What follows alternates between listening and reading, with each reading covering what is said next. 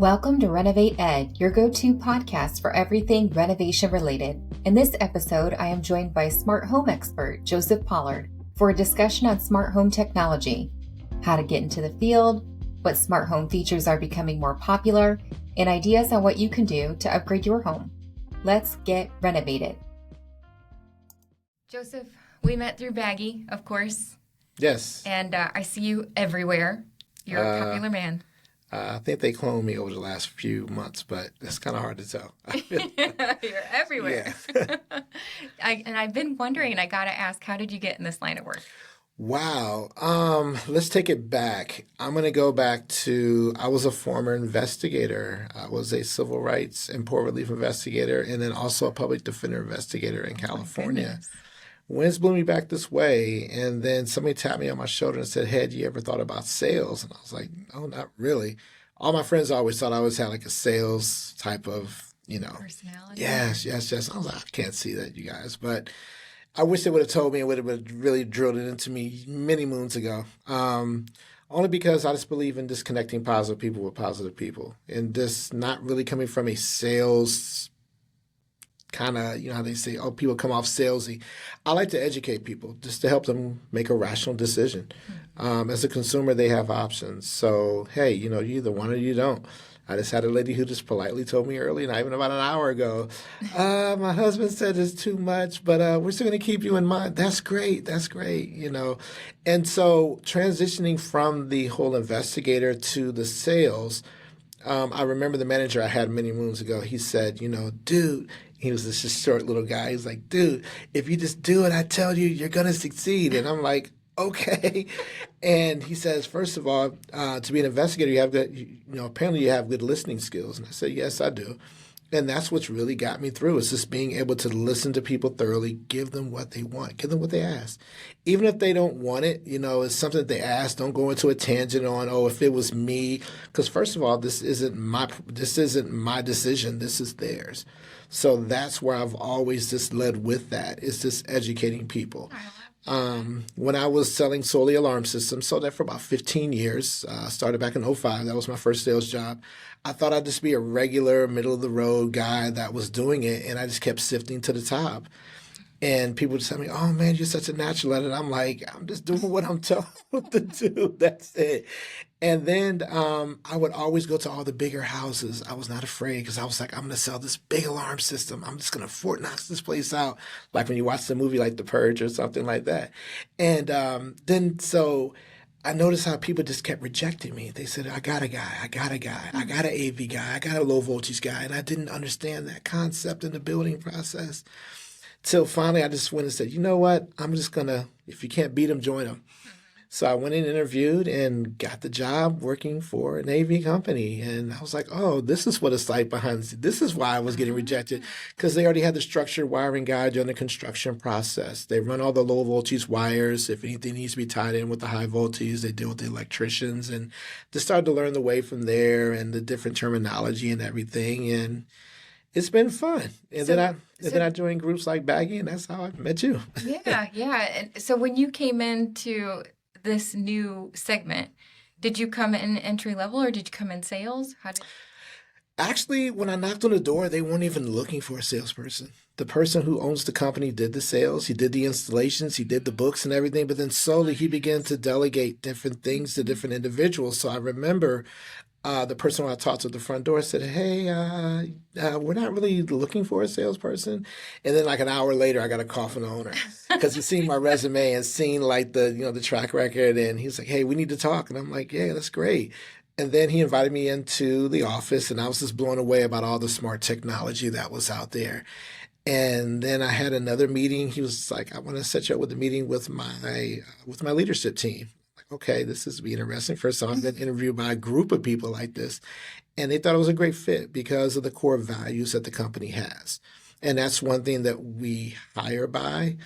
We actually even do our reviews by, and we even fire by. So it's pretty cool. It's pretty cool.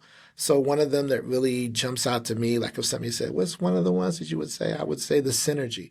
because we all flow together. Nobody really steps on anybody else's toes. It just seems like we're just like one. You always see that term, one big family. Yeah. It just feels like everybody's just cool. We're all able to relate. We have our own personalities. I'm the fun one of the group. But ironically, I'm like one of the older ones. But that's just how I was just brought up. Just always, just putting a smile on people's faces. Or sometimes I'll say something crazy off the wall at the office, and my manager's like, Joseph, you have some of the most craziest sayings. And it's like, I don't believe that at all. Gets me through. But that's just him. Like, I always term him like the Joel Osteen of home automation, because he's just so laid back. He's so quiet. Nothing really ruffles his feathers. And it's like, Dan, did you see that? He's like, I'm like, Dan, you got to go to this. You got to go to that.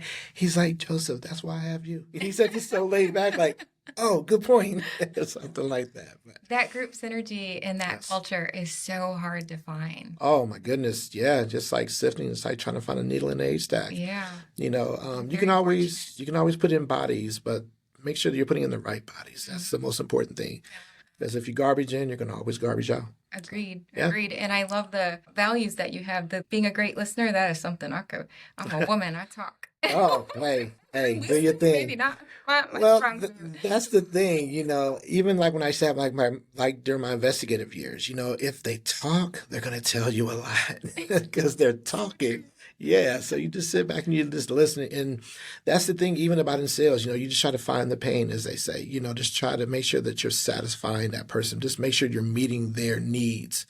And that's just been the easiest part. It's just, okay, they want this. Well, then educate them on that. Yeah. That's it. It's a great way to approach it. I love it. I'm gonna say this in jest, but I mean, there's some measure of truth in it. Interest rates have been high for a really long time, and in my world, we see a lot of M&A, mergers and acquisitions activity, closures, companies getting bought up, companies selling out, and the writing is on the wall. And in fact, I've already seen a lot of good talent leave the industry. Wow. So if the rates continue on this path, then we're probably going to see more attrition. And now we've got the real estate changes for the realtors. Who knows what's going to happen there? But as people are fleeing these industries, I have to imagine they're looking for something new. I love to work with my hands. I don't know that I'm very good at it. You probably don't want me working on your house, but I have renovated a couple of my own, and we have so much fun. My daughter and I, we've had so much fun with it. So if somebody's looking to get into your industry, they're in a completely different industry, and they're looking to get into yours, how would they go about doing that? That's interesting. That's a great question you asked, because even when I try to find, remember I told you I try to connect positive people with positive people. And I ask even our HR team, like, what are you looking for? And they're like, Joseph, we'll train as long as they're willing to learn, as long as they come in with an open mind. Don't come in with that old closed mind setting, oh yeah, I know what I can do. No, just willing just to take everything in like a sponge. And, that's the part that I would tell anybody. Anybody can be trained to do anything. You can be, we all learn how to drive. We all learn how to wash dishes. We all learn how to fold clothes or whatever. If you train somebody and just give them enough opportunity for repetition and learn from the mistakes, they'll be okay. Boy, I can go off on a tangent about colleges and universities and student loan debt and what I see. I got how my people story. Can't afford to buy a house because they have so much student loan debt. So I love the on-the-job training. Yes. Love that. Yeah. That's very big. I mean, as long as somebody just gives you an opportunity, it's like somebody gave me an opportunity. So any way I can go back and try to help someone up, that's really what it's all about. Yeah. Oh, that's great. That's excellent. So now let's talk a little bit about what you're seeing in the field. And I am so curious on the new custom builds. Is there like a entry-level package, something that's become the norm? Is there a new normal? Okay. Normally, well, first of all, you, from what we see from a smart technology side, first of all, a good networking base. You got to have a good Wi-Fi system in the house. And to truly have a designated hardline network, not a mesh or anything like that. I mean, you can have mesh if it's like a reno project or something like that, but coming from new construction, you want to hardwire as much as you can, even coming down to the security, because that's reliability in that, because everything goes back to the control panel in the mechanical room or whatever. But just making sure that you have a good Wi-Fi base, because when it comes to all the smart technology, or like all the smart devices that you need to have in the house, you have to have a strong Wi-Fi base. That makes sense. Some people think they just go in with a mesh system and, oh, we'll just try to wing it. And okay, all right, good luck with that. Hopefully the house isn't too big where it can handle that. But the houses that we're seeing now, it's not uncommon to see 5 or 6 or even 7 Wi-Fi access points. It's Wow. like, my goodness, who was all in this house? Is this a Coliseum? This isn't Lucas Oil Stadium. What are we doing here? But people want to make sure they have good Wi-Fi coverage. I like to use the analogy of being able to have a FaceTime call with your grandchildren and never drop the call. Yeah. That's the best way I like to try to give it to it. So a good Wi-Fi base. Also, people are really big into lighting design. So you want to make sure you're putting in the right type of lighting in there and not going with a cookie cutter approach. Oh, this room requires 4 cans here. This one requires 6. A lot of times with lights, like they really set the mood. So you want to have, like, for instance, what we call layers of lighting. Being able to have task lights to do certain things when you're cooking, or even just getting it down to 2 o'clock in the morning just to grab a glass of water. You don't want to have all the lights on. You just want just enough, maybe along the toe kicks, just to kind of light a nice path for you to go to the refrigerator, get your glass, and go back to bed. Like always on, or they turn on as your motion censored? Exactly, motion presence censored. Yes, that's right. Well, that's like this room that your company built here in the library. Yes, don't you love it? Don't you look? It even has security, the camera in the corner, all that other good stuff. Right. Yes, all the time. Yes. That's fun stuff. Yes. So that's from the builder perspective. And I have to imagine, and correct me if I'm wrong, and I may well be, I'm wrong all the time, but I'm thinking that your client is the builder, but then it's the homeowner's home. So who's your client? Is it the builder? Is it the homeowner? It could be a blend of both, because communication is key. If the builder's building a home for the homeowner, they want to let them know what we have to offer. So sometimes the builder will punt it over to the homeowner and they'll come in. And then when they see everything, their eyes light up and they're ready to pick this, ready to pick that. And we kind of remind them, okay, be prepared. Now we have to go back to the builder and tell them everything that you want. Or sometimes, like you said, like the base packages, and that's the time that we'll definitely, of course, the builder wants to see, just what type of different packages that we have to offer. And then they'll invite their client in. So we kind of get a mixture of both. So they have a budget to start with. The builder sets the budget, then they send the homeowner to you and you have the conversation. And then the homeowner blows the budget, but doesn't want to pay the extra, right? That's the part where... That's my life. I know, right? And that's the part I think we need to hire a therapist in our office. I tell you, they come in with all these wants, and I'm like, that's great. Yes, we can do that. We can fill in this gap or fill in that. And then before you know, it's like a reality check. Okay, remember that budget that we had? We are so far off of it. It's not even funny. So let's come back down to reality, figure out the things that, unless they want to spend the extras. And some people will do it without even flinching. And I'm all right, well, let's go. All right. So what kind of cool, fun enhancements have you seen? I think one of the coolest ones that I've seen was, I think you've seen the video for it, where the TV actually comes out of the wall and rotates above the fireplace. Yes, I think that's one of the ones that kind of had me like, wow, okay, yeah, we can do that. And then also the pool covers that can slide all the way over. And what are the things can I really say? I love the remote shades based off the time of day. So that way you can save and conserve energy, because that's really what we're all about, is conserving energy. And that's like if it's too bright, the shades will go down so it cools the house, so you don't have to use your whole HVAC system, or being able to control and keep certain temperatures on certain different levels of the house. Well, that's interesting. So then you're probably seeing a lot of energy efficient enhancements too. Big time. And that's the part where we try to tell them, yes, you can save. So this isn't just you're spending all this money up front. No, you're saving a lot of money on the back end of it. Yes. Yeah. So that would control even like temperature in the house. Yes. As well, yes, exactly. Lights on and off. And I think a few weeks ago, we were chatting and you were telling me about this gentleman who built something in his, I don't remember the specifics, but something about his teenage daughter in her room. There was like a safe room. Yes, exactly. So what we can do is pretty much, we showed him in our experience center, the secret door, the secret compartment, and immediately he thought about his daughter. Every time I always have a client come in and we kind of show them a different thing, the they have an aha moment. And his was, my daughter, I must have this in my house. You know, she would absolutely love it. I'm going to surprise her and do this for her. So she just still doesn't even know yet because the house is still in construction. Yes, so I can't even imagine. So yes, so all she has to do is do like a little secret handshake with the wall and sits, and then then the door will pop open. She'll probably be the hide and go seek champion of her own home. Yes, there we So go. in those little hidden rooms, are they ventilated? Yes, they are. Okay. Right. I was Oh my like, goodness, oh, I can't no even hidden room. imagine. Like, no. It's a strong disclaimer with that. Yes, exactly. That's so fun. That's so fun. Yeah. All right. So moving on about job sites and things. Do you have any job site stories that you could share with us? Let's see. When you said who do we work with, the homeowner or the builder? There's this actual client. I like him because he's always thirsting for knowledge, and he's like, Joseph, I'm going to tell you this, and that is, do not go to the builder for anything. You come to me. You need anything answered. I'm like, but that's how we met you, was through the builder. How do we cut that link off? And he just tickled me so when he said, because he's always thinking about something else to do to this house, something else to do to this house. And he can afford it? And oh yeah. I remember the first time I met him. The first lines he told me was, Joseph, it's nice to meet you. And I'm going to tell you right now, we are completely over budget. It's like, we hadn't talked about anything yet, but that's the first thing that came out of his mouth.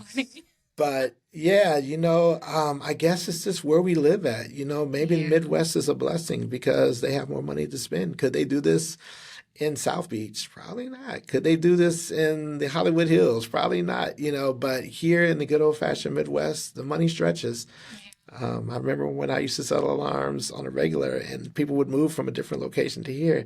And I would always ask him, how much house are you getting? He's like, oh man, I'm getting 3 times the size of the house for a fraction of the cost. Yeah. But like you said, with the interest rates, it's very scary to see how things are going to line up. But I know there's silver lining and all, because I know it doesn't last forever. So that's the good thing about it. So yeah. And those added equity and those buyers coming in from other areas of the country, it makes it difficult for the locals. I see. Honestly. I do see That that. gentrification. Yeah. It has its pros and cons, but it becomes harder and harder for. I just seen a sign maybe off of, what was it, 30th and Boulevard the other day, where they were talking about a newer project coming up, and somebody wrote with a Sharpie, gender fires. It's like, yes. I mean, Yes. but I'm not a fan of blight either, so. No, who wants to? Yeah, no. Let's spruce it up. I mean, this neighborhood was probably a nice neighborhood. Let's just bring it back to what, said with the golden years used to have for it. So, yeah. And we really are, I think, in the future with what you do. I mean, you just kind of blow my mind away. So I have seen a few things that you can do in your Experience Center. Tell us about your Experience Center. Experience Center, it kind of reminds you of like a bungalow in Broad Ripple, where you have just a small home and it has the dining room, the kitchen, the living room, the bathroom, the bedroom, and even the theater room as well. And as you walk into the space, certain things happen. So let's just take like let's take the living room, for instance. When you walk into that space, it detects, there's a motion presence that detects you coming in. So it picks up not only your movement like a motion sensor would with your alarm, but it also picks up ambient noise as well as lighting in that space. So as you walk in, the lights automatically come on because it detects your presence. The next thing of it is because, it's bright outside. Let's go ahead and lower the shades for you so it keeps the place cool. And then there's also a TV that comes out of a console, kind of reminds you of like the Jetsons, where it's kind of this elevates out of this actual console and turns on. Even with the lighting, you can be able to create whatever lighting mood that you want. So if you're watching a movie, the family's watching a movie, we can have an entertainment scene where you can just go ahead and be able to have not too much light in the room, but just enough to entertain in and not necessarily be so overbearing with lights or anything like that. And then also, we can also control the heating and cooling in that space. So the dampers can open or close depending upon if you're in there or not. or even if you're not in there as well, you can even take it over to an eco mode. The other rooms, I'm excited about the kitchen as well, because that's where we talk about where we showcase the layer of lighting. Instead of having just regular cans in that room, we actually have lighting where we have under cabinets, toe kicks above the cabinets that can be able to come on at different times. And then also we have what's called a touch surface switch. Yeah. A lot of Are you people, talking about the countertop? yes. I was thinking about that overnight, and it just blows my mind. Like, how do you get that in the stone? Okay. I don't get it. Well, You don't have to tell me. Oh. I'm just saying. It blows my mind. I mean, it's an easy process. We have like a touch surface switch that goes underneath that actual granite top. It can go on any non-metallic surface. So your hands generate electricity. So every time that you go to touch that particular space, you can be able to change the lighting design in that room. You can raise or lower the shades. You can even control the volume or even change the station that you're listening to. If you're listening to like a podcast or something like that, or like if you're entertaining guests at the house, you can raise or lower the volume so you're not talking over anybody because everybody's having such a good time. You just want a nice ambient music. Where is that subtle? I That's know, smooth. right? Can you imagine? Yes. No, I don't remember. Was there like a decal on the? Yes, yes. It's a 5-point touch switch. So the middle part actually controls the lighting. The two on the left side control the shades. The two on the right control the volume. Fun stuff. Yes. And I do remember you showing me the cabinet, the security cabinet where you can keep your liquor away from your teenagers. Yes. But what we also do as well is like aging in place. So we can actually lock doors for elderly individuals. So if a person with dementia, That's a good one. so that way they can't get into cleaning supplies thinking it's some type of liquid that they can actually ingest. That's So excellent. yeah, so we do take it there, but we also still protect, making sure that we keep the alcohol away from the kids. Yeah. It's interesting because I would not have thought that use for it, but I've got friends who are taking care of aging parents who are also suffering from dementia, and I could see where that would really come in handy. Right. So a lot of aging in place. We do have some projects where we're doing independent living facilities and assisted living facilities as well. So there is a need for the smart technology, not just for the young people, but also for our growing elderly community as well. Yeah. Now, we could probably spend an hour walking through that experience center. There was so much packed in there. But I have a confession. Yeah. I had no idea. I didn't know anything about Top Gun until you played it for me. And then after I saw that scene, I was like, I gotta go home and watch that. Watch it, right? I could have watched it in the theater room. Hey, just schedule a time. Let me know. I'm going to be in there between 2 and 4 on Saturday. You're more than welcome to come see it. Yeah. Boy, got me. Yeah, to get that theater experience like that, like what we have in that room, even with the chairs where we put the inducers as well, like to actually create the vibration, the rumbling of the jets and so forth. Yeah, creating that feel. I think really the pandemic started a lot of that where people weren't able to get out of their homes, but they still wanted to go to the movies like they do every weekend. Right. So we do see a lot of theaters that were actually creating the whole surround sound feel. Of course, the builders are building it, but then also like the golf simulators and things like that. They want want to have all of this in their homes without leaving. Yeah. What about social media studios? Are you seeing more of those? You know what? We do have a client that actually has what he has is what's called a studio room, but actually it's kind of like a green room. So they're able to his family can create any type of content that they want, like as far as media content. So I'm pretty eager. This is still in the construction phase as well. But seeing the renderings for it, I think it's going to be pretty exciting. Yeah. Once again, I think everybody's going to hang out at his house. Let's just say that. I foresee a huge demand for those. Wow. Studio rooms, I would imagine. There you go. Well, this has been fun. Thanks for joining us, and tell everybody where they can find your experience center. Yes, Intelligent Living Solutions. We're located at 85 East Cedar Street in downtown Zionsville. We're about a half block from Moody's Butcher Shop as well as Rosie's, and we would love to have you come out. Just actually go online, intelligentlivingsolutions.com, and click on the visit and tour the facility, and you're able to schedule a time to meet with Dan or I, and we can get you going. It's well worth the time investment to go down there. It's some pretty exciting stuff. Yes, thank you. Well, thanks. I appreciate you. Appreciate you. Thank you. Now, the legalese required to appease attorneys, compliance officers, and regulators. This podcast is hosted by Jennifer Goldsby, NMLS 591226 VP Renovation Lending. The topics discussed herein reflect my personal opinion. They do not represent the opinions of Diamond Residential Mortgage Corporation and its management.